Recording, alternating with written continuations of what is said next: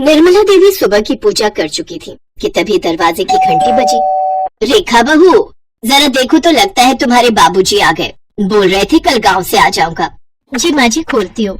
रेखा ने जैसे ही दरवाजा खोला वो दंग रह गई। मोहनलाल के साथ एक 16-17 साल की लड़की थी जिसने गले में जयमाला पहनी हुई थी और मांग में सिंदूर लगाया हुआ था। बहू, अपनी नई सास का गृह प्रवेश नहीं करोगी? ये क्या कह रहे हैं बाबूजी? नई सास? हाँ, मैंने मनोरमा से शादी कर ली है। क्या शादी? ये सब क्या है बाबूजी? मैं कुछ समझ नहीं पा रही हूँ। क्या हुआ रेखा बहू, कौन है ये? आपके साथ कौन है? मेरी पत्नी है मनोरमा। मैंने इससे गांव में शादी की है।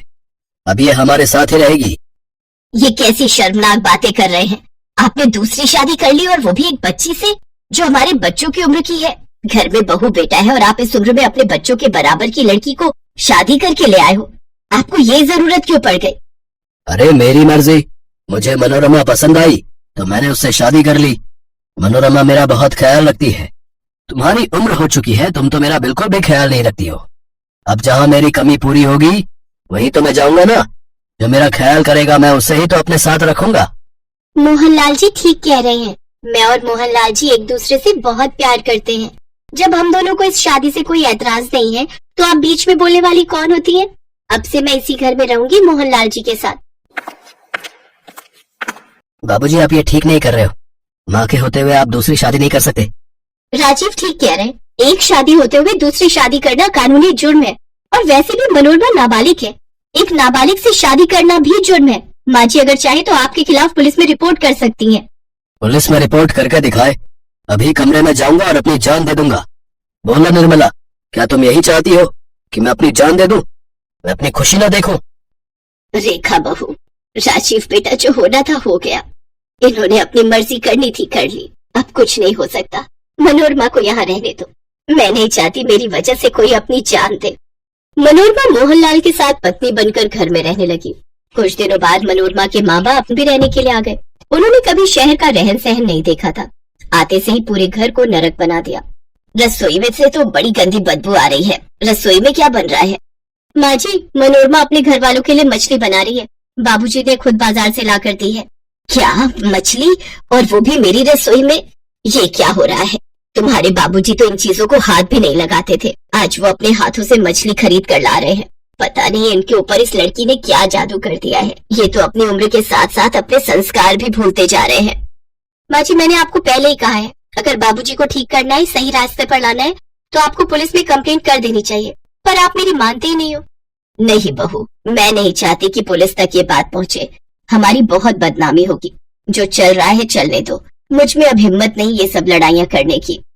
रेखा की सास निर्मला देवी उस दिन बहुत रोई और समाज के डर से वो कुछ नहीं बोली। ऐसे ही उन्हें कुछ दिन रहते हुए हो गए। रेखा, मैं कब से बोल रहा हूँ, मुझे एक कप चाय बना दो। क्या हुआ? रसोई में दूध नहीं है। सुबह मंगवाया था, मनोरमा के घर वालों ने सारा दूध खत्म कर दिया। मैं बाबूजी से अभी बात करता हूँ। राजीव गुस्से में अपने पिता के पास जाता है।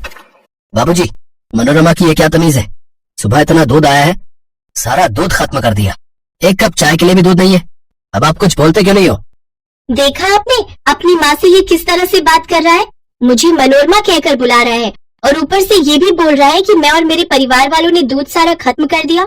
सुनो, मैं एक दिन भी यहाँ नहीं रहूंगी। मैं अपने माता पिता के साथ जा रही हूँ।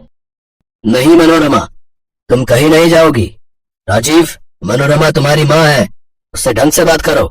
मेरी बस एक ही माँ है जिसने मुझे जन्म दिया है। ये छोटी सी बच्ची मेरी माँ नहीं बन सकती। ये बेशर्मी भरी बातें मेरे सामने मत करो। मैं पहले गुस्से से भरा हुआ बता रहा हूँ। आप एक काम करो, इस जायदाद का बंटवारा कर लो। अपने हिस्से के अपने पास रखो और मेरे हिस्से की मुझे दे दो। मैं माँ को लेकर अलग हो जाऊंगा। हाँ ठीक है, मुझे इसमें कोई एतराज नहीं है। मैं कल ही वकील को बुलाकर जायदाद के 2 हिस्से कर लेता हूँ। फिर हम यहाँ से चले जाएंगे। रहना तुम अपनी माँ के साथ आराम से। जायदाद के हिस्से की बात सुनकर मनोरमा थोड़ी घबरा जाती है। वो तो कुछ और ही सोच रही थी। मनोरमा बेटी, ये बुढ़ा आधी जायदाद अपने बेटे के नाम कर रहा है। हमने इस बुढ़े के साथ तेरी शादी इसलिए थोड़ी की थी ये आधी जायदाद हाथ से निकल जाए। अरे हमने तो इसलिए तेरी शादी इस बुढ़े के साथ करवाई थी ताकि पूरी जायदाद की मालकिन तू बन जाए और इस बुढ़े के कुछ सालों में मरने के बाद हम आराम से ऐश करें। चिंता मत करो बापू, ये पूरी जायदाद हमारी ही होगी।